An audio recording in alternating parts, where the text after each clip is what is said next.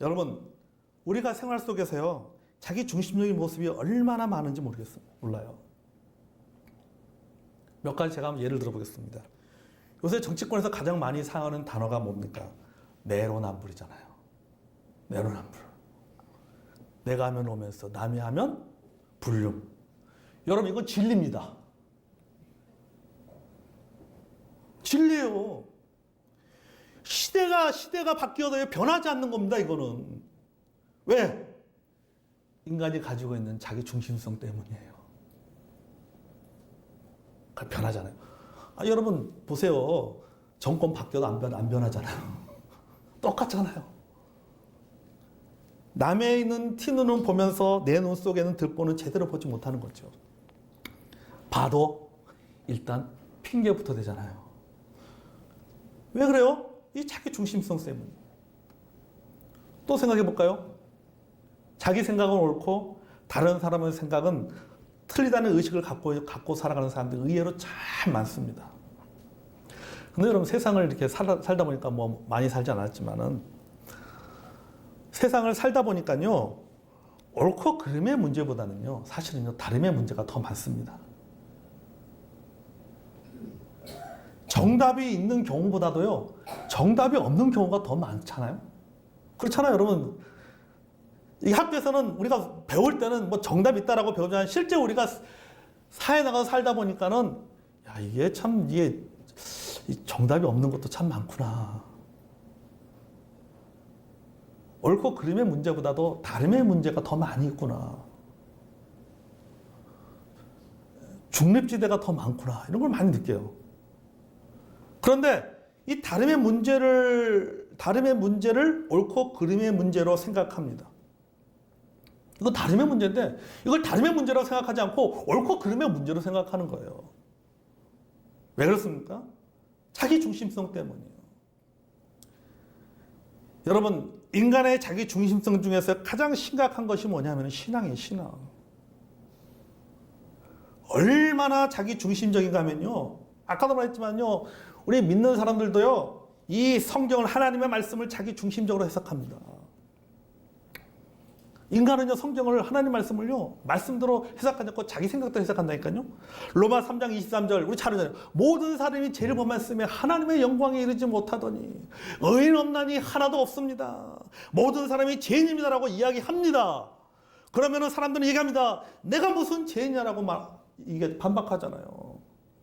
당신은 죄입니다. 죄를 졌습니다라고 하면은 무슨 말이냐? 내가 무슨 죄를 졌단 말이냐? 난 죄인이 아니다. 죄 진 적이 없다라고 그렇게 얘기합니다. 왜 그렇게 얘기하는 거예요? 죄를 자기 마음대로 해석하기 때문에요. 죄의 기준을 자기 마음대로 정해놓는 거예요. 그러니까는 100명이면요, 100명이 다 죄의 기준이 다릅니다. 이 사람한테 죄가 뭐라고 생각하십니까? 라고 물어보는 거하고 이 사람이 말하는 죄의 기준과 저 사람이 말하는 죄의 기준이 달라요. 여러분, 죄가 무엇입니까? 우리가 창세기 3장으로 돌아가면요, 죄가 뭐예요? 죄는요, 자기 중심성이 죄입니다. 아멘. 자기 중심성이 죄예요. 하나님이 중심이 아니라 자기가 중심이 되고자 하는 것이 죄라고 하는 겁니다. 하나님의 자리에 자기가 올라가 앉아있는 것이 죄인 거예요. 피조물이 창조주의 자리에 앉으려고 하는 것이 죄라고 하는 겁니다. 다른 게 죄가 아니에요. 그게 죄예요. 그게 죄. 여러분, 사탄의 죄가 무엇입니까? 이사야서 14장 12절에서 15절 말씀입니다. 샛별과 같은 바벨론 왕아, 내가 하늘에서 떨어졌구나. 한때는 네가 여러 나라를 정복하더니 이제는 어째서 땅에 던져졌느냐. 너는 속으로 이런 말을 하였다. 내가 하늘에 올라가 하나님의 별들 위에 내 보좌를 높이리라. 내가 북극 지폐 산에 앉을 것이며 가장 높은 구름 위에 올라 제일 높은 자와 같이 될 것이다. 그러나 너는 지옥의 가장 깊은 구덩이에 빠질 것이며. 현대인의 성경을 제가 얘기한 겁니다. 현대인의 성경으로 번역한 걸 말한 거예요. 내가 하늘에 올라 하나님의 별들 위에 내 보좌를 높이리라. 어디에 앉겠다는 겁니까? 내가 하나님의 보좌 위에 앉겠다라고 하는 거죠. 그 말은 뭡니까? 내가 중심이 되겠다라고 하는 겁니다. 내가 중심. 내가 중심이 돼서 내 마음대로 하겠다는 거죠. 여러분, 이게 죄예요. 여러분, 예수 믿고 구원받은 사람들도 마찬가지입니다. 우리들도 마찬가지예요. 가만히 생각해 보세요. 로마서 10장 9절 말씀, 우리가 잘 알잖아요. 구원받을 때, 구원할 때, 우리가 구령 상담할 때, 로마서 전도할 때 로마서 10장 9절 말씀 얼마나 많이 얘기합니까? 내가 만일 내 입으로 예수를 주로 시인하고, 우리가 예수님을 내 마음의 중심으로 모십니다. 무엇으로? 주인으로 모시잖아요. 주인으로 믿고 받아들입니다. 그럼 구원받습니다. 아멘? 여러분, 하나님의 백성이 됩니다. 아멘? 그런데 그 이후가 문제예요. 우리는 그분을 내 삶의 주인으로, 내 삶의 중심으로 여기며 살고 있다고 말합니다. 그런데 실상은 아닌 경우가 너무 많은 거예요. 구원받을 땐 내 삶의 주인으로 모시지만은 구원받고 난 이후에 신앙생활을 하면서부터 내 삶의 중심은 주님이 아니라 내 삶의 중심은 내가 되는 거예요. 신앙생활을 하면 할수록 이게 더 강해져요. 이게 더 강해져요. 갈수록 내가 주인이 되려고 하는 거예요. 갈수록 내가 주인이 되려고 하는 거예요. 갈라서 2장 20절 말씀 잘 알잖아요. 내가 그리스도와 함께 십자가에 못 박혔나니 그런즉 이제 내가 산 것이 아니라 내가 내게 신 그리스도께서 사신 것이라. 이제 내가 육체 가운데 사는 것은 나를 사랑하사 나를 위하여 자기 몸을 버리신 하나님의 아들을 믿는 무엇은 아니라 믿음으로 사는 겁니다. 아멘? 우리가 얼마나 잘 알잖아요. 갈라서 2장 20절 말씀 너무나도 잘 알고 다 암송하고 있습니다. 그런데 우리는 그렇잖아요. 예수님을 구원자로 받아들이면 그 이후에는 내 삶의 주인으로 중심으로 모시고 살기를 거부합니다. 무엇이든지 자기 중심으로 보고 자기 중심적으로 해석하고 또 자기 중심적으로 믿습니다. 여러분, 이것이 죄예요. 성경에서 죄라고 말하는 모든 것들은요, 자기 중심성에서 나옵니다. 자기 중심성에서 나오는 것은요, 죄밖에 없어요. 그런데 우리가 살면서요, 이 자기 중심성에 도전을 받습니다. 우리 가정의 중심은 나야. 우리 교회의 중심은 나야. 이 세상은 나를 중심으로 돌아가야 돼. 내가 중심이야. 내가 믿는 게 맞고, 내가 해석하는 게 맞고, 내가 기준이야. 근데 누군가가 도전을 하는 거예요. 아니야. 달라. 틀렸어. 너가 중심이 아니야. 내가 중심이야. 라고 말하면 어떤 일이 벌어지는지 아십니까? 공격성이 드러나는 거예요. 그러니까 여러분, 자기 중심성과 공격성은요, 짝을 이루고 있는 것입니다. 동전의 양면과 같은 거예요. 자기 중심성이 뒤집혀지면 뭐가 나옵니까? 공격성. 다른 말로 표현하면 야만성이 나오는 거예요. 여러분, 아담과 하와를 보세요. 그들이 자기 중심성을 갖게 되자 죄를 범하잖아요. 죄가 드러나자 자기 중심성을 교묘하게 나뭇잎으로 가립니다. 그러나 드러나고 맙니다. 그러자 서로 책임을 떠넘깁니다. 서로를 칭찬했던 관계가 내 뼈 중에 뼈요, 살 중에 살을, 사랑하는 나의 darling 했다가 뭐가 되는 거예요? 공격성이 딱 드러나니까는 웬수 이렇게 되는 거죠. 서로가 무슨 관계가 돼요? 저주하는 관계가 되어버리는 거예요. 여러분, 자기 중심성이요, 공격성으로 전환되어버립니다. 여러분, 자기 중심성이 강한 사람의 특징은요, 자존심이 아주 강합니다. 자기가 중심이 되어야 됩니다. 교만해요. 모든 것들이 자기 중심적으로 돌아가야 됩니다. 실수나 실패를 인정하기를 꺼려합니다. 자꾸 탓을 하면서 다른 것에 전가하거나 합리합니다. 어떤 문제가 생겼을 때 자기가 생각하지 못한 문제의 핵심을 받아들이지를 못합니다. 설령 주변에서 알려준다 해도 반발하는 거예요. 자신에게는 아무런 잘못이 없는데 자신을 몰라주고 괴롭힌다고 주장합니다. 여러분, 그렇지 않습니까? 우리 여기 남편 되신 우리 성도 여러분들, 가끔 아내가 남편의 잘못된 것을 이야기할 때 어떻습니까? 기분이 무지 나빠요. 저도요, 가끔 기분 나쁩니다. 기분 나빠. 그래서 며칠 전에요, 아침에 일찍 7시에 교회로 출근했어요. 아무 말도 안 하고. 맞는 얘기인데, 가만히 생각하면 맞는 얘기인데도 기분이 나쁜 거예요. 그렇죠? 아멘? 맞는 얘기인데도 기분이 나빠요. 이게 자기 중심성이에요, 이게. 자존심이 상하는 거지, 자존심이. 자신을 몰라주고 괴롭힌다고 주장합니다. 감정이 기복이 심하고 정서적으로 늘 불안정합니다. 데이비 칼슨이 쓴 자존감이라는 책에 보면요, 자기 중심성의 원리를 그 심리적인 문제로 말하고 있습니다. 그러면서 그 내용 책에 보면 이렇게 말했어요. 이것을 잘 극복하지 못하면 자기 도취나 우울증에 빠지고 이것이 공포나 분노, 슬픔, 고통으로 표현된다 그랬어요. 맞는 얘기 같아요. 자기 중심성이 상처를 받으면 공격성이 드러나는 겁니다. 때로는 우울해지는 거죠. 그것 때문에. 우울해지기도 하고 때로는 화를 내고. 여러분, 팀 켈러가 자기 중심성의 증상을 이렇게 말했습니다. 그 책에 보니까 이렇게 말했어요. 조급하고 쉽게 화내고 너그럽거나 따뜻함이 배어있지 않는 말을 함부로 쏟아내고 형편이 더 나은 이들을 샘내고 헐뜯고 누군가에게서 받은 지난날의 상처와 아픔을 버리지 않고 곱씹는 따위의 증상들이다 그랬어요. 뭐에게? 자기 중심성의 공격을 받을 때 나타나는 증상이에요. 여러분, 이게요, 다른 사람의 이야기가 아니에요. 바로 내 얘기입니다. 우리들의 이야기예요. 우리들 가운데 여러분 이런 모습들이 참 많이 있잖아요. 한번 돌아봐. 다 맞는 얘기예요. 화내고 누군가가 나이가 중심은 누군가 나에 대해서 그 선을 넘어버리면 공격하면 내가 중심이 아니라 내가 사이드로 밀려난다고 생각하면 화가 나는 거죠. 이게 여러분 이게 우리들의 모습이라고 하는 거죠.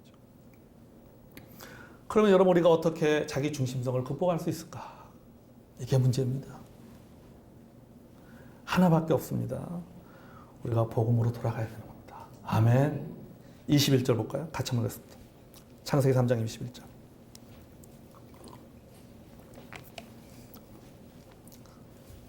자, 시작. 여호와 하나님이 아담과 그의 아내를 위하여 가죽옷을 지어 입히시니라. 아멘.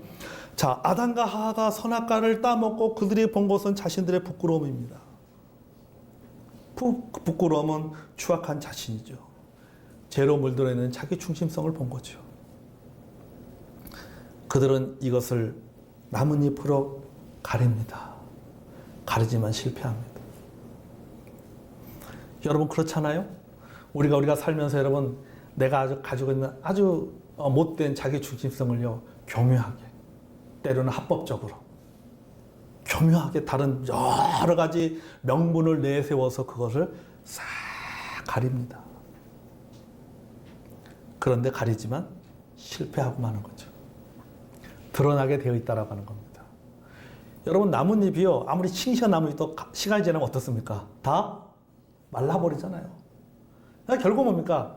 자기 중심성은 시간이 드러나면요 다시 드러나게 되어 있다라고 하는 거죠. 드러나겠죠. 결혼하기 전에 저 사람 성격이 다 좋은 줄 알았는데 결혼하고 살아보니까 뭐가 나오는 거예요? 미처 보지 못했던 성격이 보게 되는 거죠. 근데 그럼 결혼 전에는 뭐 합니까? 철저하게 가려놓는 거죠. 그죠? 철저하게 가려져 있는 겁니다. 그러니까 항상 결혼하기 전에 뭐가 보는 거예요? 좋은 것만 보여주는 거죠.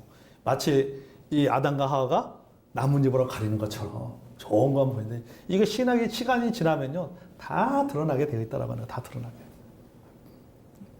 실패하는 겁니다. 이게 감춘다고 해서요 감추어지는 게 아니에요. 없어지지 않습니다. 여러분 자기 중심성은요 없어지지 않습니다. 인간은 구원받아도요 여전히 교만해요. 여전히 분을 냅니다. 여전히 미워합니다. 그래서 여러분 믿음의 사람 바울조차도 뭐라고 말합니까? 오라 나는 공고한 사람이라고 얘기하잖아요. 원함은 내게 있으나 뭐가 없다? 선을 행하는 것은 없다 그랬잖아요. 그러니까 여러분 구원받아도 믿음의 사람 바울조차도 말하기를 원함은 내게 있으나 선을 행하는 것이 없다. 육신의 법과 생명의 성령의 법이 내 안에 두 개가 존재한다. 이렇게 하잖아요. 끊임없이 싸우잖아요. 그러니까 여러분, 자기 중심성은요, 없어지지 않습니다. 자기 중심성을 없애는 방법이 있습니다. 따라해보세요. 죽으면 된다. 네. 죽으면 돼요. 죽으면 됩니다.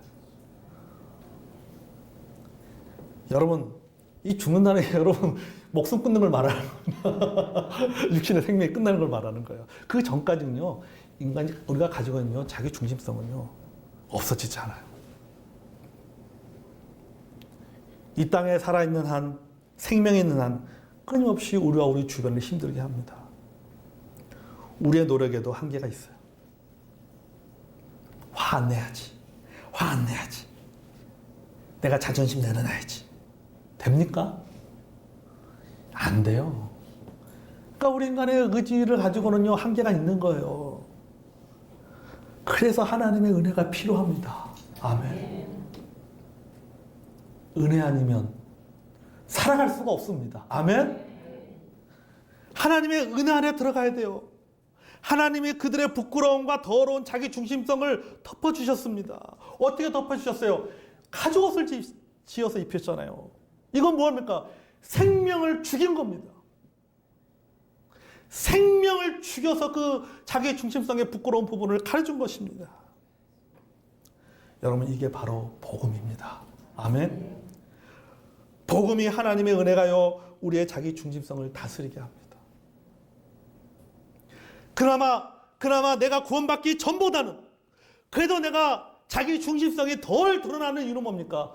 그래도 하나님의 은혜의 복음이 복음으로 가리기 때문에, 그나마 내가 하나님의 은혜의 근안에 들어가 있기 때문에 그나마 그게 덜 나타나는 거예요. 이게 없으면요, 다 드러나는 거예요. 다 드러나는 거예요. 여러분, 우리는 복음을 통해서 자신의 민낯의 실상을 제대로 보아야 됩니다. 저희 어머님이 계시는 그 요양원에 계시는 분들이 서로 똥냄새 때문에 싸우는 것을 보았어요. 제가 직접 가서 그걸 봤어요. 서로 싸웁니다. 왜 이게 그 요양사들이 와서 가르쳐주잖아요. 이렇게 다 이렇게 냄새가 너무 심하다는 거예요. 그래서 저 사람은 딴 방으로 가야 된다라고 하는 거죠. 근데 요양사 얘기 들어보면 다 똑같아요. 제가 그걸 보면서 뭘 그래요. 야, 우리도 마찬가지구나. 더러운 똥 냄새가 나는데도 나는 냄새 나지 않고 깨끗한 척. 그리고 다른 사람은 똥 냄새 가지고 뭐라고 하는데. 자기의 실상을 우리가 제대로 보아야 돼요. 내가 얼마나 교만하고, 내가 얼마나 부패하고, 내가 얼마나 무가치하고, 내가 얼마나 추악하고 연약한 존재인 것을 알아야 돼요. 내 바닥을 제대로 봐야 돼요. 그때야 비로소 깨닫게 되는 거예요. 아, 내가 중심이 아니라 아웃사이더구나. 아웃사이더구나. 내가 중심이 아니고. 내가 중심이 아닌 존재라는 것을 깨닫게 됩니다. 그리고 하나님의 은혜로 들어가는 거예요. 여러분, 자기 중심성은요, 없어지지 않습니다. 절대 없어지지 않아요. 여러분, 이게 없어지지 않는다라고 하는 거죠. 내가 아무리 신앙생활 오래 하고 무슨 목 사고 집 사고 뭐 해도요, 안 없어져요. 안 없어져요. 여러분, 우리가 없어지지 않습니다. 그러나 엷어질 수 있다라고 하는 겁니다. 아멘. 다스릴 수 있어요. 내게 가죽옷을 입혀주신 하나님의 은혜 안에 들어가야 돼요. 하나님의 은혜를 제대로 경험한 사람은요, 자기 중심적인 태도를 취하지 않습니다. 그저 겸손하고, 그저 있는 대로 이해하고 품며 사랑합니다. 자기 중심에서 하나님 중심으로, 자기 중심에서 타인 중심으로 변화됩니다. 자기 의존성이 약해지는 거예요. 그리고 하나님의 의존성이 높아지는 거죠. 자기 신뢰에서 하나님의 신뢰로 바뀌는 겁니다. 여러분 교회 생활도 마찬가지입니다. 여러분 고린도전서 보세요. 고린도서 12장 14장을 무슨 장? 은사장이라고 얘기합니다. 여러분 고린도 교회의 문제 중에 하나가 뭡니까? 은사 문제 가지고 싸운단 말이죠. 내 은사가 최고다라고 얘기하잖아요. 이 은사가 최고다. 이 교회 안에서는 내가 가지고 있는 이 은사가 중심이다라고 이야기하잖아요. 그래서 서로 다투잖아요. 서로 갈등하잖아요. 그 사이에 몇 장이 껴 있어요? 13장이 딱 껴 있습니다. 13장은 무슨 장? 사랑장이잖아요. 사랑이 뭡니까? 사랑은 있는 그대로 받아주는 게 사랑 아닙니까? 아멘. 있는 그대로 받아주는 게 사랑. 여러분 우리가 교회 안에서 우리가 교회 안에서 여러분 우리가 서로 간의 관계 속에서 우리가 자기 중심성을 극복하는 한 가지 방법, 그것을 다스리는 한 가지 방법이 무엇입니까? 서로 사랑하는 거예요. 사랑.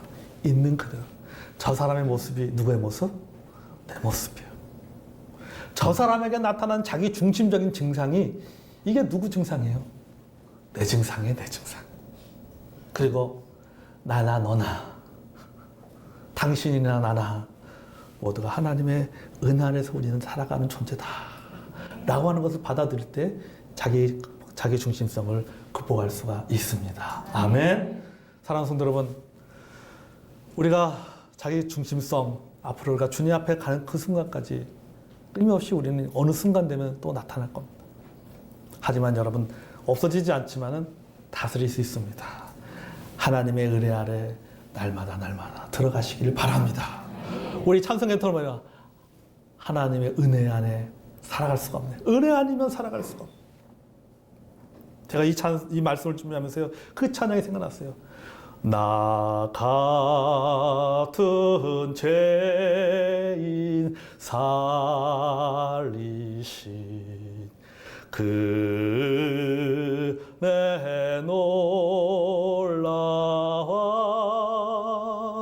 잃었던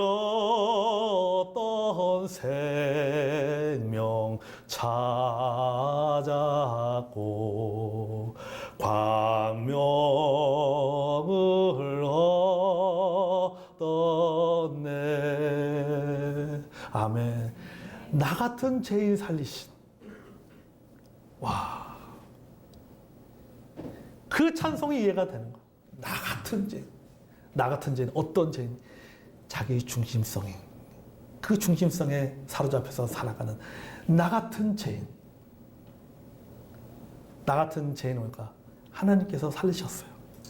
뭐로? 하나님의 은혜로. 우리는 하나님의 은혜로 살아가는 존재입니다. 아멘. 그래서 여러분, 우리가 서로가 서로를 바라볼 때, 부모가 자녀를 바라볼 때, 남편이 아내를 바라볼 때, 아내가 남편을 바라볼 때, 교회에서 성도가 성도들을 바라볼 때, 목사가 성도들을 바라볼 때, 또 내가 내 주변의 사람들을 바라볼 때 우리는 무엇을 느껴야 됩니까? 그 사람의 모습을 통해서 저 사람도 자기 중심성이 있는 사람이고 나도 중심성이 있는 사람이구나. 넌 잘못됐어라고 아니라 그것을 품고 받아줄 줄 알고 할 때 여러분 우리는 자기 중심성을 극복하며 나아가게 될 줄로 믿습니다.